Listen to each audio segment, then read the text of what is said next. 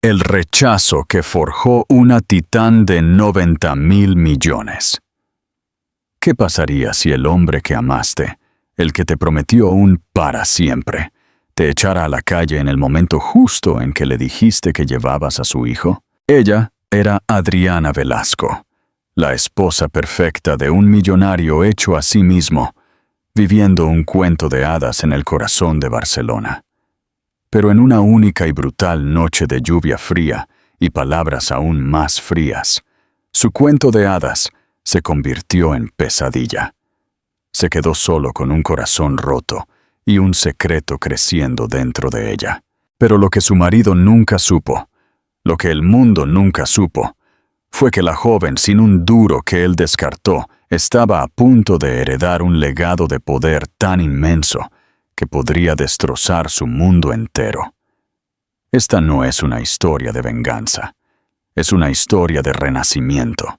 Quédate con nosotros para presenciar cómo la esposa rechazada regresa como una titán multimillonaria, lista para reclamar todo lo que se le debía.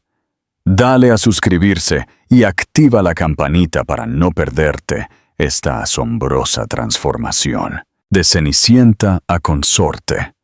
La vida de Adriana era una sinfonía de tonos suaves y sonidos caros y apagados. Era el ronroneo suave del Rolls-Royce Phantom de Lucas de la Riva, deslizándose por el tráfico de Barcelona. La reverencia silenciosa del personal en su extenso ático con vistas al Parque Güell, el delicado tintineo de copas de cava en galas, donde ella era más un accesorio que una participante. Lucas de la Riva no se había limitado a casarse con ella. Él la había curado. Adriana Mármol, una huérfana con una beca y un corazón lleno de historia del arte, conoció a Lucas en un evento benéfico universitario. Él era una estrella en ascenso en el mundo de las finanzas tecnológicas, un hombre que construyó su imperio, de la Riva Holdings, desde cero con una eficiencia despiadada. Se sintió cautivado por su tranquila gracia, su sonrisa genuina y lo que él llamaba su naturaleza virgen. Para él, ella era un lienzo hermoso y puro en el que podía pintar su visión de una vida perfecta. Ella, a su vez, se había enamorado de su ambición, su agudeza intelectual y la vulnerabilidad que ocasionalmente veía parpadear detrás de sus ojos grises acerados. Creía que ella era su santuario, la calma para su tormenta. Sus 2 primeros años, los de matrimonio, fueron un torbellino de lujo. Él la adornó con Chanel y Cartier, pero su mundo siguió siendo pequeño, limitado a administrar su casa, organizar sus cenas de negocios y esperarlo. Cambió sus sueños de ser curadora de un museo por ser curadora de listas de invitados. Aún así, era feliz, o eso se decía a sí misma. Lo amaba y creía que su trabajo absorbente era por ellos, por su futuro. El momento que lo cambió todo llegó una fresca mañana de octubre. Las 2 líneas rosadas en la prueba de embarazo se sintieron como la pincelada final perfecta en la obra maestra de su vida. Un hijo, un pedazo de ambos, una razón para que Lucas finalmente redujera la velocidad, estuviera presente y construyera un hogar en lugar de solo un imperio. Ella planeó la revelación meticulosamente. Reservó una mesa en el Lasarte, su restaurante favorito, el mismo donde le había propuesto matrimonio. Llevaba el vestido azul zafiro que a él le encantaba. La delicada tela se aferraba a una figura que aún no había comenzado a mostrar el secreto que guardaba. Él llegó tarde, 1 hora tarde. Cuando finalmente llegó, no se disculpó. Se deslizó en la cabina, sus ojos ya escaneando su teléfono. Lo siento, Adriana. La fusión con Sterling Ibérica está en una fase crítica. Estamos al borde del abismo. «Lucas», comenzó ella, sus manos temblando ligeramente mientras intentaba alcanzar las suyas al otro lado de la mesa. «Tengo noticias. Noticias maravillosas». Él finalmente levantó la vista. Su concentración se dirigió a ella, pero su mirada era impaciente. «¿Qué es?» Su corazón golpeaba contra sus costillas. No era así como se lo había imaginado. «Estoy embarazada», susurró, su voz cargada de emoción. «Vamos a tener un bebé». La reacción no fue la que ella esperaba. No hubo alegría ni entusiasmo. En cambio, una máscara de fría calculadora descendió sobre su rostro. La calidez del restaurante pareció desvanecerse. Él retiró lentamente su mano de la de ella. «¿Un bebé?», dijo, las palabras planas, desprovistas de sentimiento. «¿Ahora?». No fue una pregunta, fue una declaración de profunda inconveniencia. «Pensé que estarías feliz», balbuceó ella, la sonrisa vacilando en sus labios. «La felicidad es un lujo, Adriana. Estamos en medio del trato más grande de mi vida», dijo, su voz cayendo a un tono bajo y escalofriante. «La fusión con Sterling Corp lo es todo. Nos convertirá en leyendas». Él estaba hablando de Isabella Sterling, la tiburón de Wall Street, una mujer tan famosa por sus tácticas despiadadas como por su belleza de reina de hielo. Adriana la había conocido una vez en un evento benéfico. Isabella la había mirado como si fuera transparente, sus ojos descartando a Adriana como un trozo de adorno en el brazo de Lucas. Lucas había estado trabajando estrechamente con ella durante meses, y un nudo de inquietud se había estado apretando en el estómago de Adriana con cada noche tarde que él atribuía a las conversaciones de fusión. «Pero esta es nuestra vida, Lucas, no solo un trato», suplicó Adriana suavemente. Él suspiró, un sonido de pura exasperación. «No entiendes la magnitud de lo que está sucediendo. Un hijo complica las cosas. El timing es atroz, appalling». La palabra atroz la golpeó como un golpe físico. El resto de la cena fue un borrón de silencio. La exquisita comida sabía a ceniza en su boca. De vuelta en el ático, el silencio se extendió, denso y sofocante. Adriana intentó decirse a sí misma: «Solo está estresado. La noticia fue un shock. Ya se le pasará». Tenía que ser así. Pero una semana después, la verdadera naturaleza de su jaula dorada comenzó a revelarse. Encontró un recibo del joyero Asprey, no para el simple medallón que había admirado el mes pasado, sino para un collar de diamantes diseñado a medida. Una pieza tan extravagante que claramente estaba destinada a sellar un trato, o un corazón. No era para ella. La grieta final apareció cuando escuchó una llamada telefónica. Lucas estaba en su estudio, la puerta ligeramente entreabierta.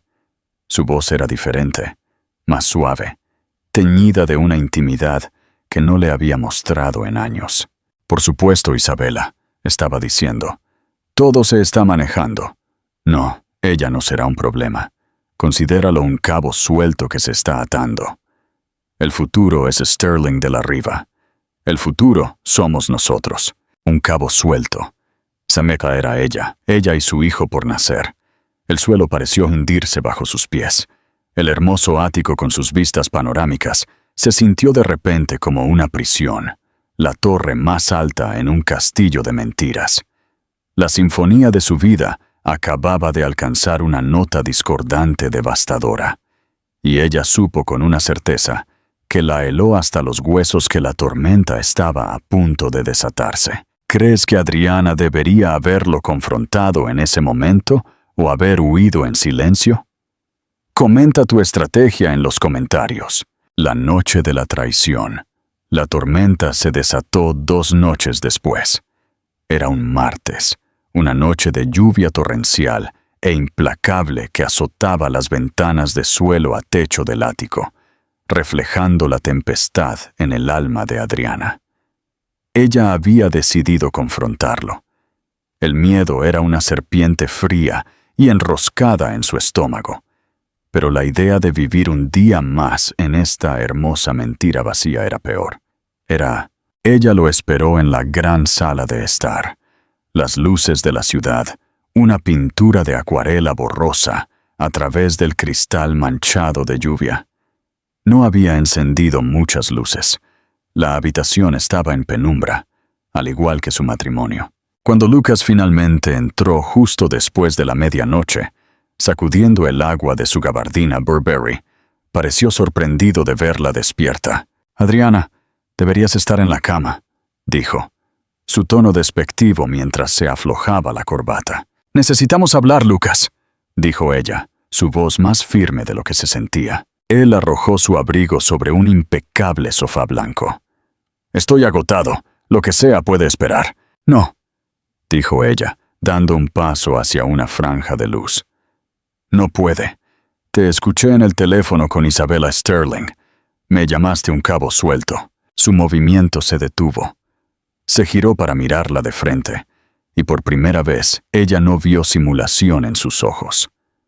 No había rastro de amor, ni pizca de arrepentimiento. Solo estaba el frío y duro brillo de un hombre de negocios evaluando una inversión fallida. «No deberías escuchar a escondidas», dijo con calma. «Estás teniendo una aventura con ella», declaró Adriana, las palabras sabiendo a veneno. Él no lo negó. Caminó hacia el bar, se sirvió un vaso de Macallan 25 y tomó un sorbo lento. Una aventura es un término tan vulgar. Es una alianza, una sociedad. Isabella y yo nos entendemos. Hablamos el mismo idioma. Poder, ambición, legado. ¿Y qué idioma hablamos nosotros, Lucas? ¿Amor? ¿Familia? ¿O fue eso solo una mentira que dijiste para adquirir una pieza bonita para tu colección? Su voz se quebró, el dolor finalmente rompiendo su compostura. «Fuiste perfecta por un tiempo», admitió, agitando el líquido ámbar en su vaso. «Eras gentil, modesta, hiciste un hogar hermoso, pero mi mundo ha superado eso. La fusión Sterling de la Riva no es solo un negocio, Adriana. Es una dinastía, y una dinastía requiere una reina, no una consorte». La crueldad de sus palabras era impresionante. «¿Una reina? ¿Y qué pasa con tu hijo? Tu dinastía no requiere un heredero». Él dejó el vaso con un golpe seco. «El niño», dijo, su voz teñida de veneno. «Es una complicación que no puedo permitirme. Un vínculo emocional desordenado con un pasado que estoy a punto de borrar. Isabella y yo tendremos hijos cuando sea el momento adecuado. Hijos criados en el poder, no aferrados al sentimentalismo». Adriana sintió que la sangre se le escapaba del rostro. «No puedes estar hablando en serio. Descartarías a tu propio hijo». «Estoy descartando un problema», la corrigió, sus ojos fijos en los de ella. «Y ese problema eres tú. Ya no encajas en el plano de mi vida». Caminó hacia su escritorio y sacó un documento de una carpeta encuadernada en cuero. Lo deslizó sobre la mesa de caoba pulida. Era un acuerdo prenupcial. Su firma estaba al pie, una escritura borrosa de una chica ingenua enamorada hace 2 años. «Recordarás que firmaste esto», dijo. «Es bastante inquebrantable. Renunciaste a todos los derechos sobre mis activos. Sin embargo, por tu silencio y rápida partida, estoy dispuesto a ofrecerte un acuerdo único de 50,000 euros. Firmarás un acuerdo de no divulgación, desaparecerás, y este inconveniente será resuelto. 50,000 euros, dinero de silencio. Por su silencio, por su matrimonio, por su hijo». El insulto fue tan profundo que casi la hizo reír. «No quiero tu dinero», susurró, su cuerpo temblando por una mezcla de rabia y desamor. «No». Su ceja se arqueó. «Como quieras. entonces no obtendrás nada. A partir de este momento, este ya no es tu hogar. Mi seguridad te escoltará. Estaba sucediendo tan rápido que su mente no podía procesar la pura velocidad de la destrucción. Lucas, por favor, suplicó, las lágrimas finalmente corriendo por su rostro. Piensa en el bebé. Nuestro bebé. Él miró su vientre, el lugar donde su hijo estaba creciendo, y su expresión fue de absoluta repulsión. Ese es tu problema, no el mío. Presionó un botón en el intercomunicador. Jaime, por favor, ven a la sala de estar. 2 hombres grandes con trajes oscuros entraron en la habitación casi de inmediato. Eran su detalle de seguridad personal. Hombres que una vez había saludado con una sonrisa amistosa. Ahora sus rostros eran de piedra impasible. La señora de la Riva se va, anunció Lucas. Por favor, escoltadla fuera de las instalaciones. No debe llevarse nada más que la ropa que lleva puesta. ¡Lucas! ¡No! Gritó ella, un grito primario y crudo de incredulidad. Jaime y el otro guardia dieron un paso hacia ella. Ella retrocedió, sus manos cubriendo protectoramente su vientre. «No puedes hacer esto». «Ya lo hice», dijo Lucas, dándole la espalda para mirar la tormenta. «Tienes 5 minutos para irte por tu propia voluntad, o te sacarán». La finalidad en su voz la rompió. No quedaba nada por lo que luchar aquí. El hombre que amaba no existía. Quizás nunca existió. Este extraño frío y monstruoso era todo lo que quedaba. Con su último vestigio de dignidad, se giró y caminó hacia la puerta, los guardias flanqueándola como celadores. No miró hacia atrás. No podía soportar ver al hombre que acababa de destrozar toda su existencia, parado allí victorioso entre las ruinas. El viaje en ascensor se sintió como un descenso al infierno. El vestíbulo estaba vacío, el portero desviando la mirada avergonzado. Luego, las pesadas puertas de cristal se abrieron y ella fue empujada hacia afuera. No escoltada suavemente, sino empujada. Ella tropezó con el pavimento del Paseo de Gracia, en el corazón de la tormenta. La lluvia fría la golpeó al instante, pegando su delgada blusa de seda a su piel, empapándola en segundos. No tenía abrigo, ni bolso ni teléfono. Los 50.000 euros que él le había ofrecido y que ella había rechazado eran un gesto fantasma. Él había tenido la intención de que se fuera sin nada. Se quedó allí temblando y empapada. Los coches pasaban silbando y lanzando chorros de agua sucia. Miró hacia el ático, un faro de luz en lo alto del cielo. Su hogar, y ahora ella era solo otro pedazo de basura arrojado a la calle. Embarazada, sola y completamente rota, Adriana de la Riva dejó de existir. En su lugar había un fantasma acechado por una vida que ya no era suya, sin un lugar al que ir en el mundo. El bracelet de Cartier y la esperanza. Los primeros días fueron un borrón de entumecimiento inducido por el shock. La ciudad que una vez había sido su patio de recreo se convirtió en un laberinto de hormigón de indiferencia. La noche empapada de lluvia se desvaneció en un amanecer gris y frío. Adriana se dirigió al metro, no para ir a ninguna parte, sino por la relativa calidez y anonimato que proporcionaba. Viajó en los trenes durante horas, un espectro entre los viajeros matutinos, su mente reproduciendo las palabras crueles de Lucas en un bucle torturador. Un cabo suelto, un problema. No es mi hijo. El hambre la carcomía, un dolor primario que agudizaba los bordes de su desesperación. No tenía dinero, ni un solo céntimo. El brazalete de amor de Cartier en su muñeca, un regalo de primer aniversario de Lucas, se sentía como una broma cruel.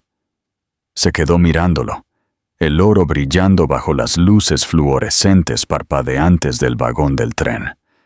Era un grillete a una vida que había tratado de destruirla. Con manos temblorosas, encontró una casa de empeños en un rincón sucio de la ciudad. El hombre detrás del cristal antibalas apenas la miró. Sus ojos se enfocaron en el brazalete. Le ofreció una fracción de su valor, unos pocos cientos de euros. Ella lo tomó sin regatear. El dinero se sintió a la vez sucio y salvador. Con él, compró un abrigo barato, una comida caliente que apenas pudo tragar y una habitación en un motel destartalado donde las sábanas eran delgadas y olían a lejía. Por primera vez en 48 horas, estaba sola en una habitación con una puerta cerrada. La presa de su compostura finalmente se rompió. Se acurrucó en una bola en el colchón abultado y lloró por el marido que había perdido, por el bebé que merecía mucho más y por la mujer que ya no era. La semana siguiente fue una lección de supervivencia. Aprendió que albergues ofrecían una comida caliente sin demasiadas preguntas, qué bibliotecas le permitían descansar durante horas sin ser desalojada. Vio un lado de Barcelona que nunca supo que existía, un mundo de desesperación y sufrimiento silencioso, escondido a la sombra de los rascacielos que solía llamar hogar. Su embarazo era una realidad aterradora constante. Las náuseas matutinas la golpeaban con fuerza y sin la nutrición adecuada, se sentía débil y mareada. El miedo por su bebé era un dolor físico, una presión constante en su pecho que era más aguda que su propia hambre. Tenía que hacer algo. No podía traer un niño a este mundo de indigencia y desesperación. Una tarde, sentada en la Biblioteca Nacional de Cataluña, usando un ordenador para buscar refugios para mujeres, encontró uno con buena reputación. Casa Esperanza. Ofrecía apoyo a mujeres embarazadas y nuevas madres. Era su única esperanza. La vida en Casa Esperanza fue humillante. Compartió una pequeña habitación limpia con otra mujer, una adolescente que había huido de casa. Adriana hizo sus tareas, asistió a sesiones de terapia y por primera vez en mucho tiempo sintió un atisbo de seguridad. A las mujeres allí no les importaba su pasado, solo veían a una compañera sobreviviente. Compartieron historias, ofrecieron apoyo y crearon una comunidad frágil, unida por las dificultades compartidas. Adriana, que una vez había organizado cenas para multimillonarios, ahora estaba aprendiendo a presupuestar 5 euros para las provisiones de un día. Se estaba desprendiendo de la piel de la señora de la Riva y encontrando un núcleo de resiliencia que nunca supo que poseía. Estaba de 3 meses de embarazo cuando apareció el salvavidas. Llegó en forma de un sobre crujiente de color crema enviado desde un apartado de correos que había configurado para recibir correo. La dirección del remitente era un prestigioso bufete de abogados en el ensanche, Kensington & Asociados. Su primer pensamiento fue que era de Lucas. Tal vez la estaba demandando, tratando de cortar legalmente sus lazos con el bebé, asegurándose de que ella nunca pudiera hacer una reclamación. Su mano tembló mientras lo abría. La carta era breve y formal. Estimada señora Marmol, hemos estado involucrados en un asunto de profunda y urgente importancia concerniente a su herencia familiar y un patrimonio significativo del cual usted es la única beneficiaria. Hemos estado buscándola durante un tiempo considerable. Entendemos que sus circunstancias pueden ser delicadas y le aseguramos nuestra máxima discreción. Por favor, póngase en contacto con el abajo firmante a su conveniencia para concertar una reunión. Todos los gastos relacionados con su viaje serán cubiertos. Atentamente, Arthur Kensington, socio principal. Señora Marmol. No, señora de la Riva. Habían usado su apellido de soltera. Herencia familiar. Patrimonio. No tenía sentido. Adriana era huérfana. Sus padres, a quienes apenas recordaba, habían sido estudiantes de posgrado que murieron en un accidente automovilístico cuando ella tenía 3 años. No tenía familia conocida. Leyó la carta una y otra vez. Tenía que ser un error, una estafa cruel. Pero el bufete de abogados era real. Una búsqueda rápida en el ordenador de la biblioteca confirmó que era uno de los bufetes de abogados de sucesiones más respetados del país, manejando fortunas de viejo dinero durante generaciones. Una pequeña y peligrosa chispa de esperanza se encendió en la oscuridad de su desesperación. ¿Y si no fuera un error? ¿Y si había alguien buscándola? Con el corazón palpitante, usó un teléfono público en el pasillo del refugio. Marcó el número, su voz apenas un susurro, cuando la recepcionista contestó. «Llamo para el señor Arthur Kensington. Mi nombre es Adriana Marmol». La pusieron en contacto casi de inmediato. Una voz amable y anciana apareció en la línea. «Petra Marmol. Gracias a Dios, hemos estado tratando de encontrarla durante meses. Mi nombre es Arthur Kensington. ¿Puede, por favor, decirme que está a salvo?» La preocupación genuina en su voz fue tan inesperada que le hizo derramar lágrimas. «Sí», se ahogó. «Estoy a salvo». «Excelente. ¿Puede venir a mi oficina, digamos, mañana a las 10 de la mañana? Un coche la estará esperando en cualquier dirección que proporcione».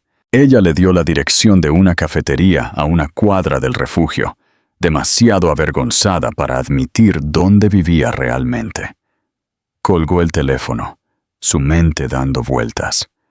Un abismo se había abierto bajo ella hace semanas y había estado cayendo desde entonces. Pero ahora sentía como si alguien hubiera lanzado una cuerda. No sabía a dónde conducía, pero por primera vez tenía algo a lo que agarrarse. No tenía idea de que este salvavidas no solo la estaba sacando de la oscuridad, estaba a punto de elevarla a una estratosfera de poder que no podía imaginar. El linaje de los Vanderbilt, Castillo, el Lincoln negro que se detuvo en la cafetería a la mañana siguiente, estaba tan fuera de lugar como se sentía Adriana. El conductor, un hombre con un traje impecable, le abrió la puerta con un respetuoso asentimiento, dirigiéndose a ella como señora. Los suaves asientos de cuero y el viaje silencioso y tranquilo fueron un recordatorio discordante de la vida que le habían robado. Por un momento el pánico se apoderó de ella. Se sentía demasiado parecido a regresar al mundo de Lucas. Pero el destino no era un ático de mentiras.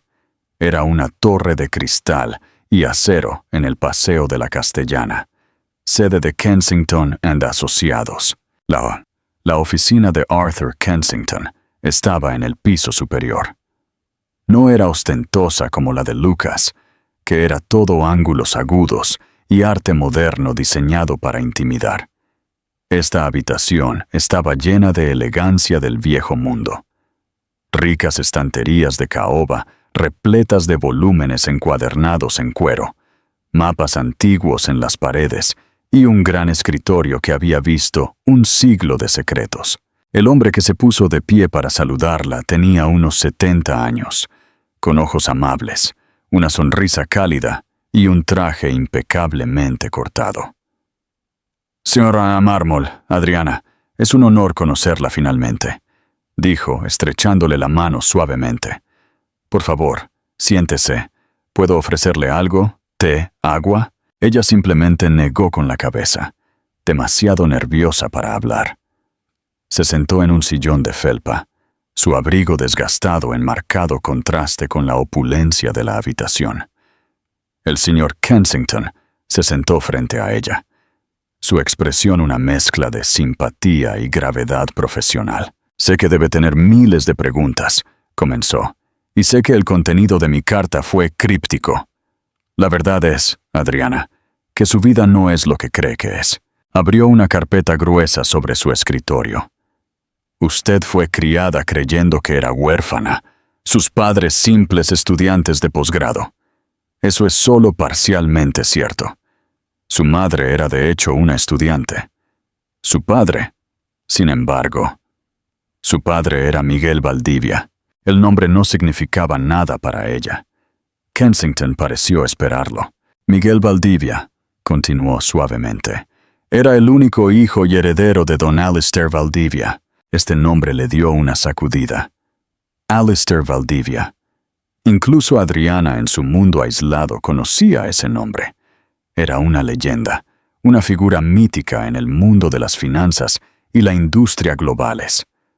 Un multimillonario recluso, a menudo comparado con Howard Hughes, que había construido un imperio tan vasto y diversificado que se desconocía su alcance total.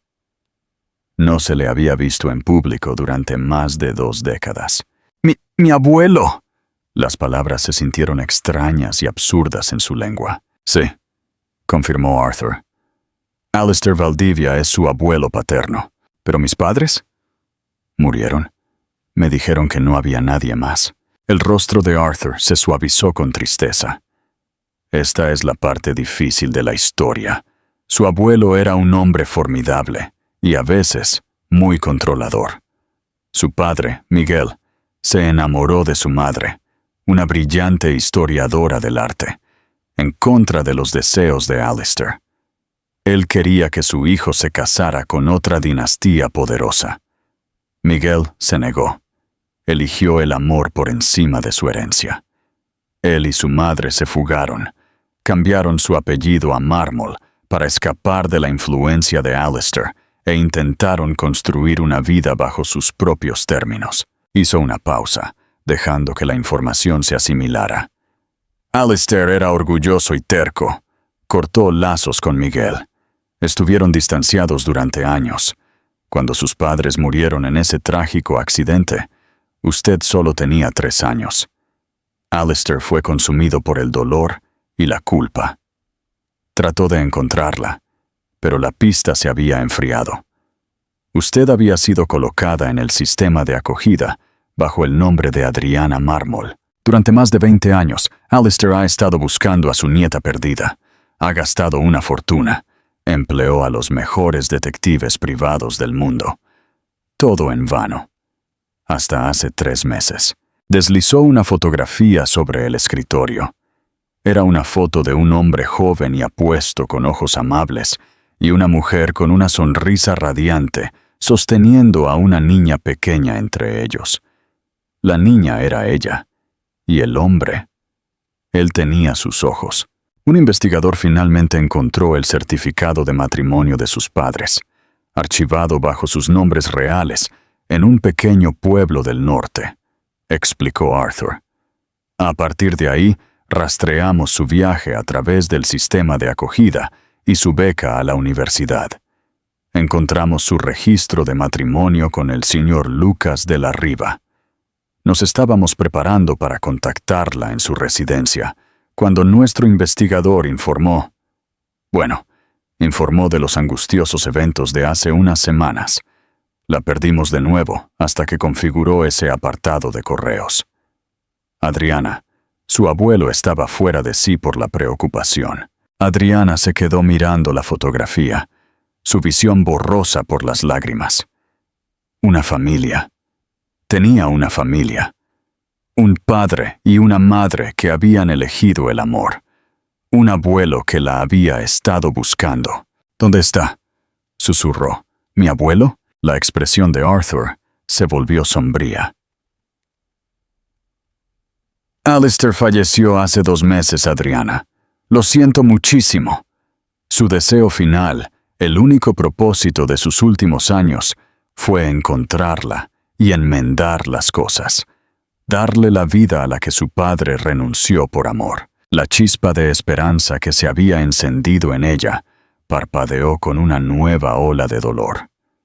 Había encontrado a su familia, solo para perderlos a todos de nuevo.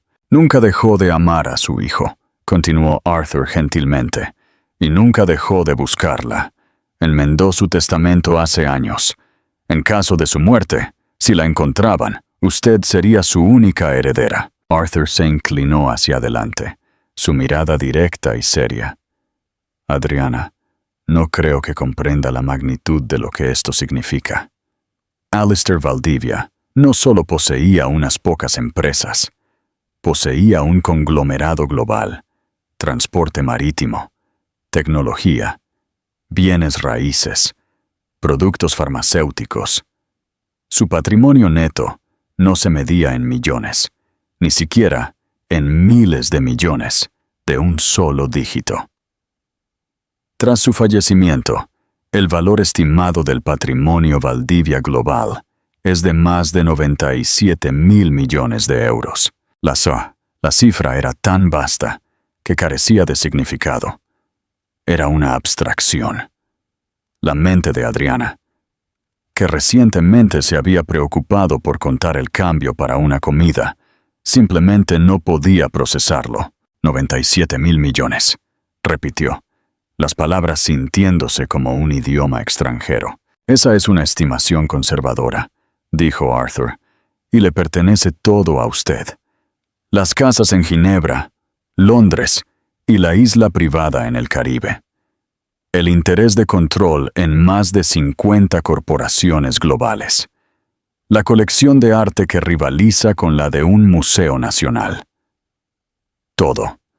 Usted es, a todos los efectos, una de las mujeres más ricas del mundo. La habitación comenzó a dar vueltas. Adriana se agarró a los brazos de la silla para estabilizarse. Pensó en Lucas, tan orgulloso de su estatus de millonario hecho a sí mismo, luchando por su preciada fusión para crear una dinastía. Todo su imperio era un error de redondeo frente a esto. Pensó en sí misma, fría y temblando en un banco del parque, preocupada por cómo alimentaría a su hijo. La ironía era tan asombrosa, tan cósmicamente cruel y hermosa, que comenzó a reír.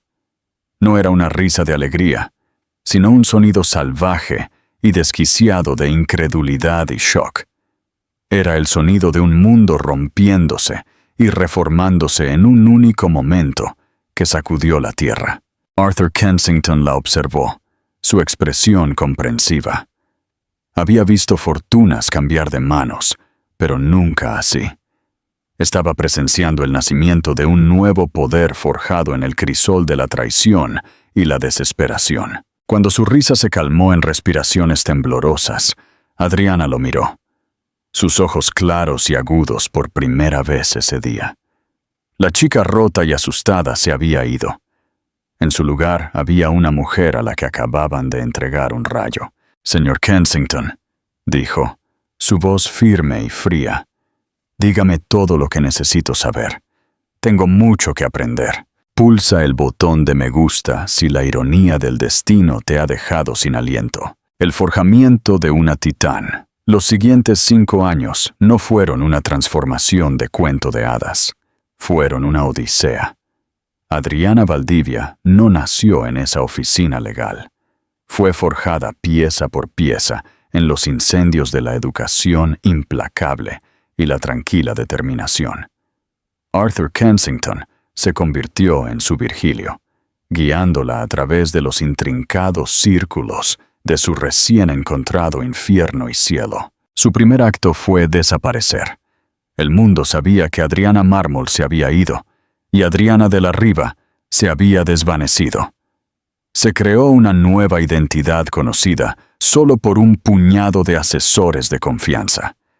Se mudó a la finca aislada de su abuelo en Ginebra, un château impresionante, con vistas al lago rodeado de paredes de piedra y secreto. Los primeros meses fueron abrumadores. Mientras su cuerpo nutría la nueva vida que crecía dentro de ella, su mente era un campo de batalla. Lloró por el abuelo que nunca conoció, examinando sus cartas, sus diarios, tratando de comprender al hombre brillante y terco que había moldeado su destino. y lidió con el trauma de la traición de Lucas, no con venganza, sino con una fría resolución de nunca volver a ser esa mujer impotente y dependiente. Arthur reunió un equipo de los mejores tutores del mundo. Un curtido ex socio de Goldman Sachs le enseñó finanzas, no a partir de libros de texto, sino diseccionando datos de mercado en tiempo real. Un astuto abogado corporativo de Londres le enseñó estrategia, fusiones y el arte de la adquisición hostil.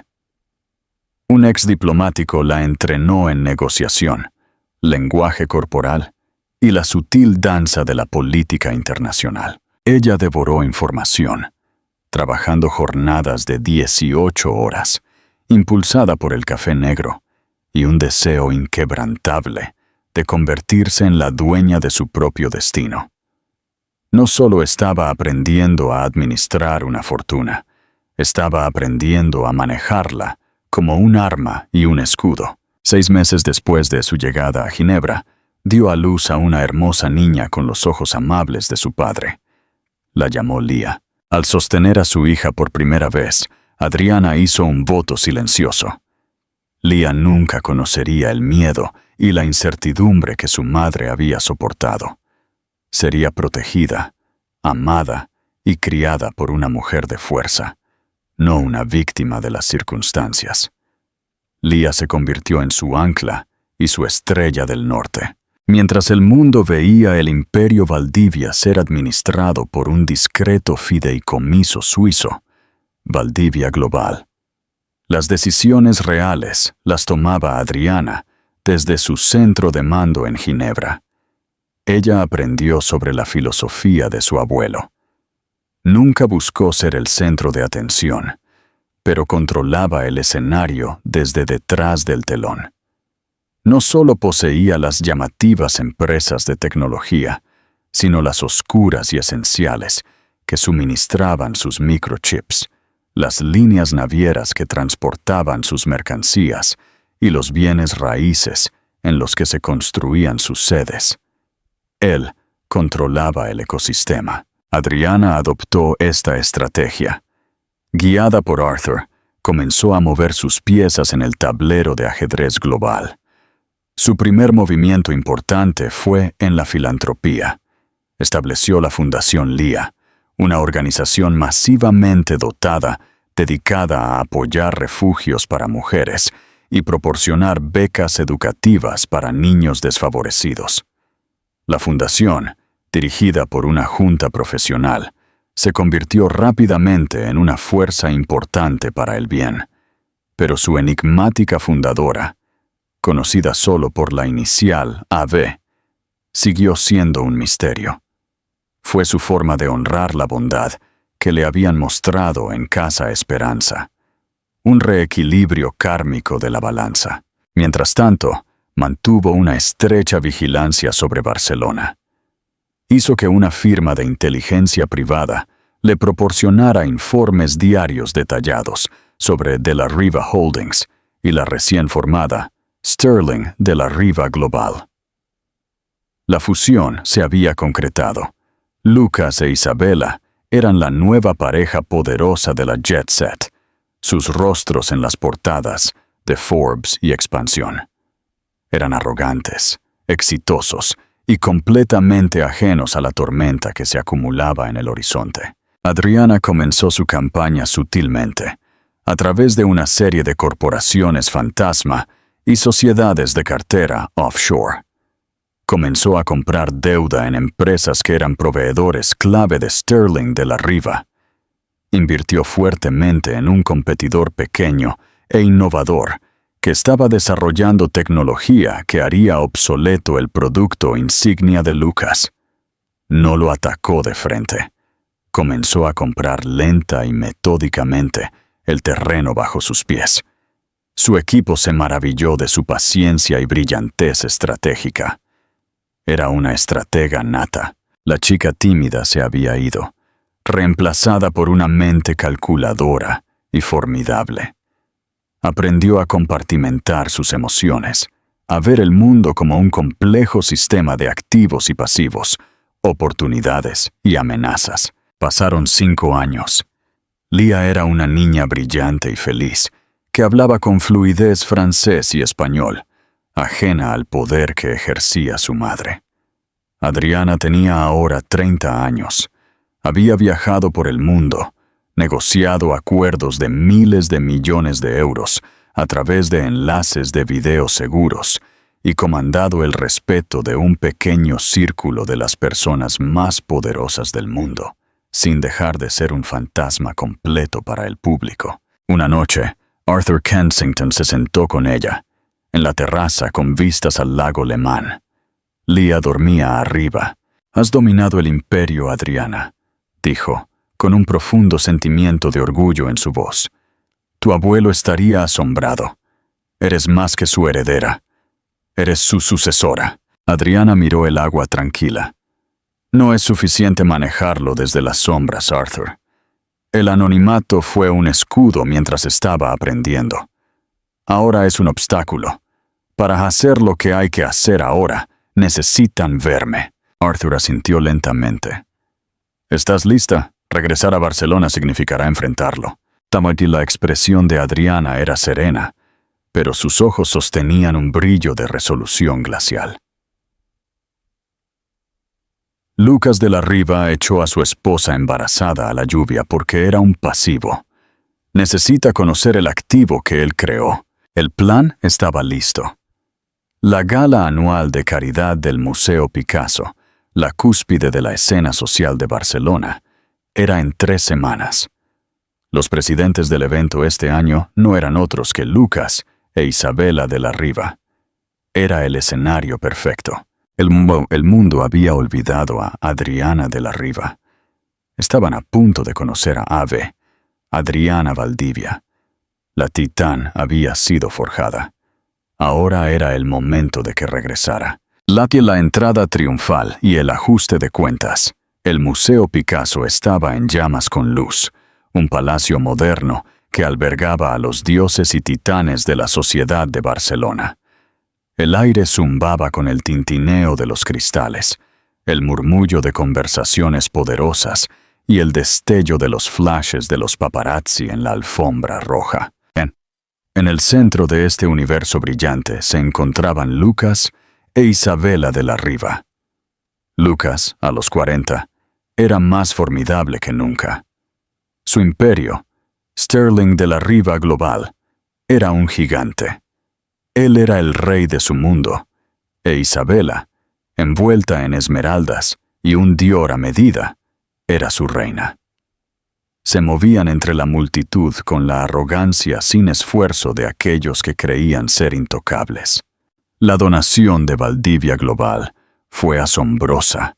Un miembro de la Junta les estaba efundiendo elogios. 10 millones de euros. Y de forma anónima, simplemente dijeron que era en nombre de su nuevo CEO, que desea permanecer en privado por ahora. Isabela resopló con desdén. Viejo dinero que se esconde del mundo moderno. Probablemente algún heredero polvoriento que nunca ha trabajado un día en su vida. Lucas sonrió con autosuficiencia, asintiendo. Era un hombre hecho a sí mismo. Despreciaba la riqueza heredada, incluso mientras anhelaba desesperadamente su legitimidad. Un sutil silencio cayó sobre la sala.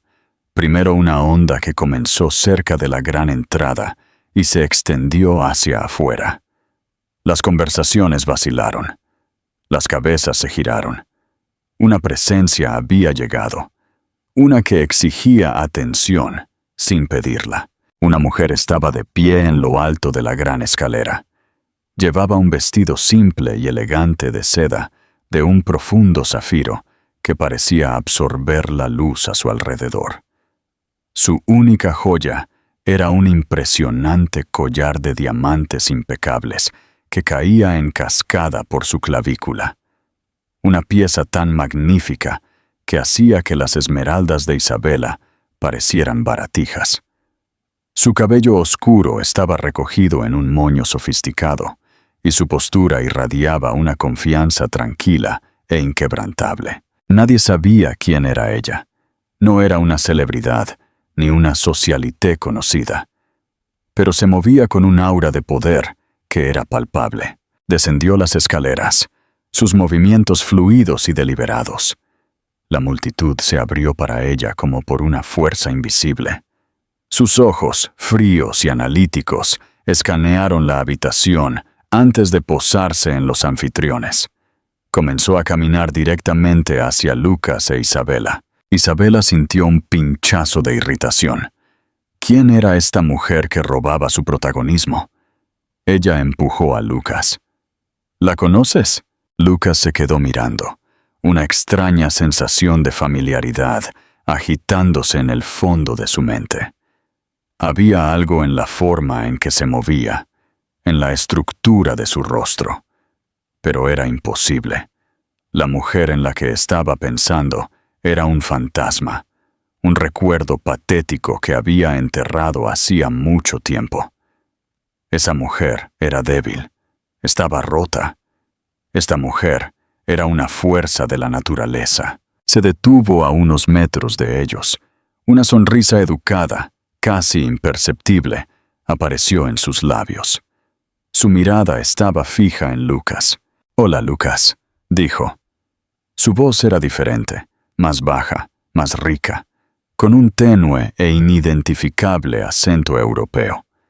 Pero era innegablemente la misma voz que una vez había susurrado que lo amaba. El color drenó del rostro de Lucas.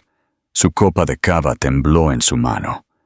El CEO confiado, el amo del universo, parecía haber visto un fantasma. «Adriana», respiró el nombre, un susurro ahogado de incredulidad. El rostro perfectamente maquillado de Isabela se contorsionó por la confusión y luego por el horror al darse cuenta. «¡Adriana! Tu ratoncita, tu primera esposa, imposible». La mirada de Adriana se dirigió a Isabela, y fue como ser inmovilizada por un fragmento de hielo. «¡De la arriba!», dijo, su tono rebosante de falsa cortesía. «Isabela, te ves bien. El estrés parece sentarte bien». El anfitrión de la gala, el director del museo, se apresuró a acercarse, sintiendo un cambio en la gravedad de la sala. «Lucas, Isabela, veo que habéis conocido a nuestra benefactora». Se giró hacia Adriana con una sonrisa radiante. «Todos, me gustaría presentaros a la nueva CEO de Valdivia Global, la mujer responsable de la increíble donación de esta noche. Esta es la señora Adriana Valdivia». El nombre cayó en el silencio como una bomba. Valdivia. El mítico imperio de 1 billón de euros. La familia poderosa y reclusa. El jadeo colectivo fue audible. Lucas la miró fijamente, su mente luchando por conectar los puntos. La huérfana sin un céntimo que había echado a la calle era una Valdivia. Era una imposibilidad lógica, una pesadilla que cobraba vida. «Valdivia», tartamudeó, «pero tú no tenías nada. Totobot no tenía nada que tú valoraras», lo corrigió Adriana con calma, su voz resonando en el repentino silencio. «Hay una diferencia significativa».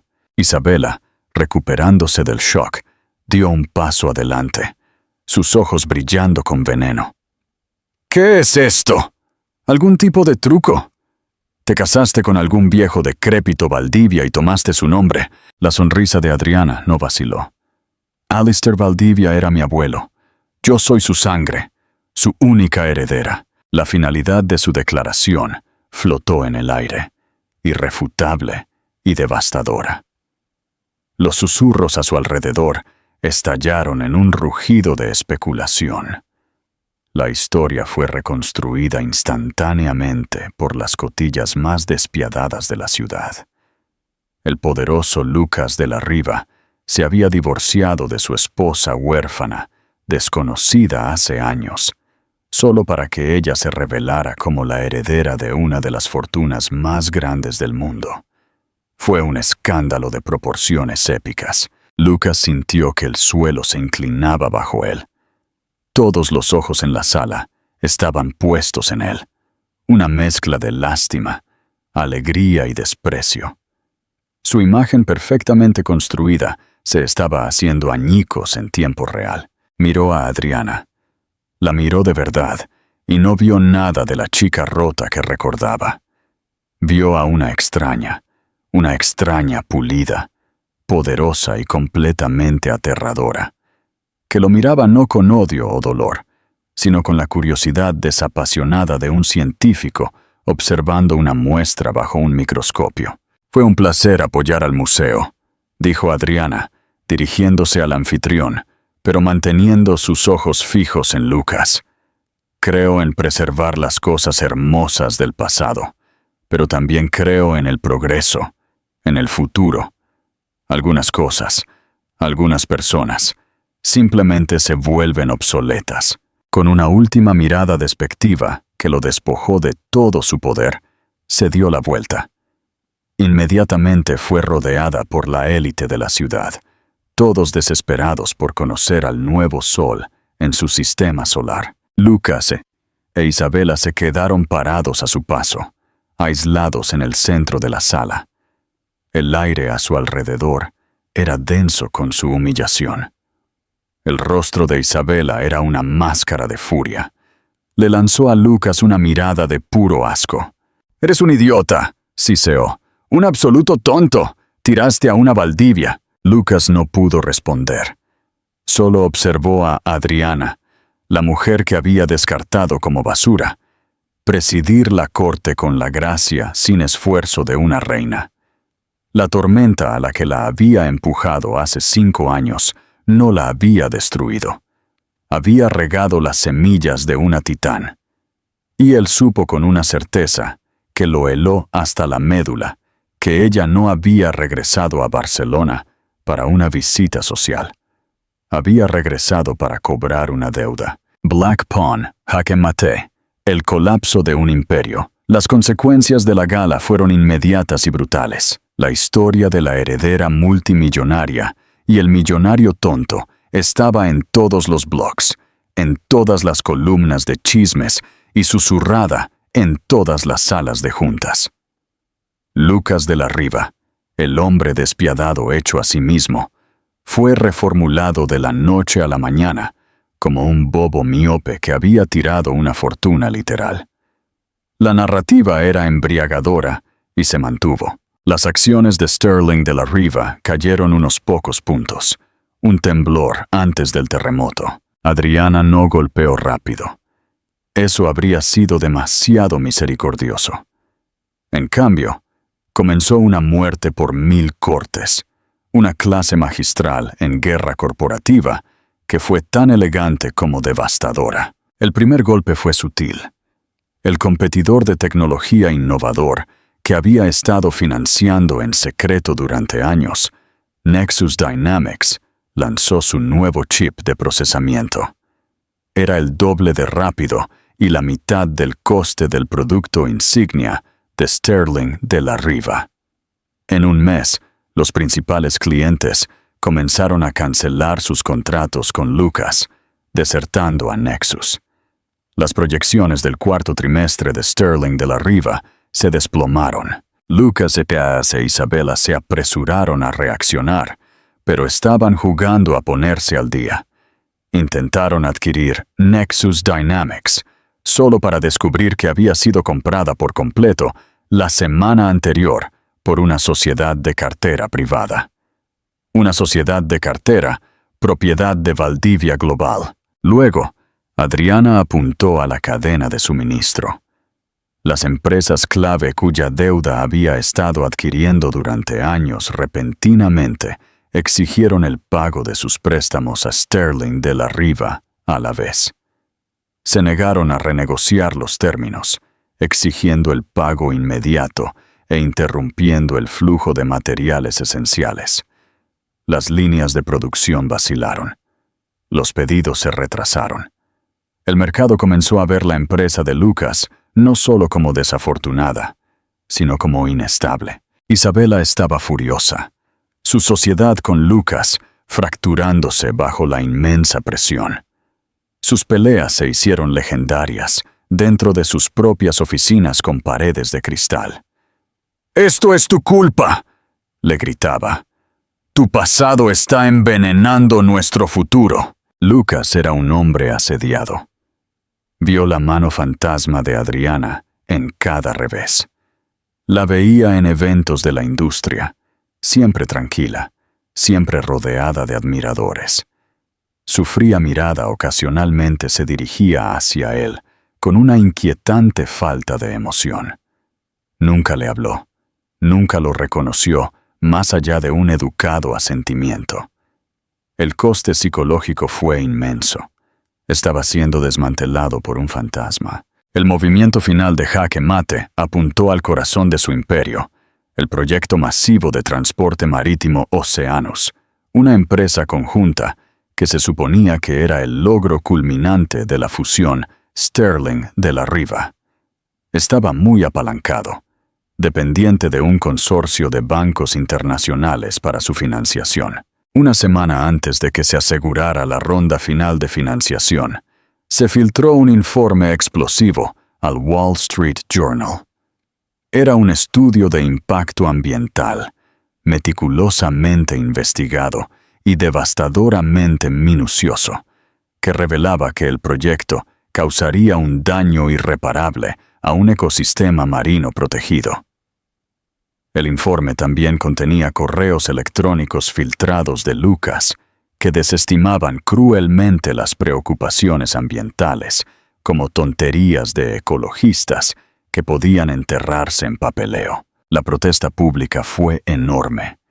Los inversores ESG, ambientales, sociales y de gobernanza, se retiraron en masa.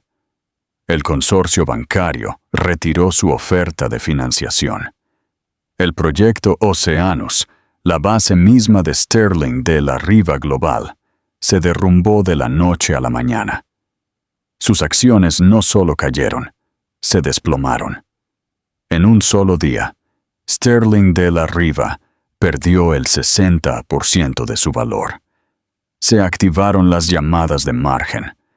El imperio que Lucas había pasado su vida construyendo estaba insolvente. Esa noche, Lucas encontró a Isabela en su ático, con las maletas hechas. «¿A dónde vas?», preguntó, su voz hueca. «Mi padre está rescatando lo que queda de Sterling Corp», dijo, su voz desprovista de emoción. «Está cortando esta fusión tóxica. Te está cortando a ti. Nuestro matrimonio ha terminado, Lucas. Aposté por un caballo perdedor». Ella se fue sin mirar atrás, dejándolo solo en la silenciosa y opulenta tumba que había construido. 2 días después, su asistente le informó que tenía una visita. Entró en la sala de juntas de Sterling de la Riva. El nombre en la pared se sintió como una broma. Sentada a la cabecera de la larga mesa donde solía sentarse, estaba Adriana. Ella levantó la vista cuando él entró, su expresión tranquila. «Hola, Lucas. Por favor, toma asiento». Él era un hombre roto. La arrogancia se había ido, reemplazada por una desesperación demacrada. «Adriana». «¿Por qué?», suplicó. «¿Todo esto fue por venganza? ¿Para destruirme?». «¿Destruirte?», dijo ella, un destello de algo indescifrable en sus ojos. «No, esto nunca se trató de ti. Crees que eres el personaje principal de esta historia, pero solo fuiste el catalizador. Me enseñaste una valiosa lección esa noche en la lluvia. Nunca dejes tu destino en manos de otra persona. Me obligaste a ser autosuficiente. Querías una reina para tu dinastía. Bueno, construí la mía», señaló los papeles frente a ella. «Valdivia Global, a través de sus subsidiarias, ahora tiene la mayoría de la deuda de tu empresa. También poseemos un interés de control en tus acciones, que compramos por centavos esta mañana. A las 9:15 a.m., soy, a todos los efectos, tu jefa y tu casera, ya que ahora soy la dueña de este edificio». Lucas se hundió en una silla, la finalidad de su derrota aplastándolo. «Tengo un hijo, Adriana», susurró, una última apuesta desesperada. «Una hija. Su nombre es Lía. Tiene 5 años. ¿No merece conocer a su padre? Fue la primera vez que él reconoció a su hijo. La primera vez que pronunció su nombre. El rostro de Adriana se endureció. La calma finalmente se resquebrajó para revelar el lecho de roca, de fría furia debajo. «Tú no tienes derecho a decir su nombre», dijo, su voz baja y peligrosa. Su padre fue un hombre brillante llamado Miguel Valdivia, que eligió el amor por encima de una fortuna. Mi hija tiene un legado maravilloso. No necesita el apellido de la Riva. Se puso de pie. La imagen del poder absoluto. Renunciarás a la junta directiva con efecto inmediato.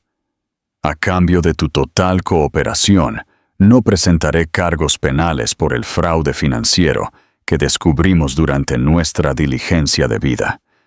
Te quedarás con lo suficiente para vivir, pero no con lo suficiente para importar. Te convertirás en un cabo suelto. Ella usó sus propias palabras contra él. El giro final y perfecto del cuchillo. Él se quedó mirándola, la mujer que había creado y que a su vez lo había deshecho.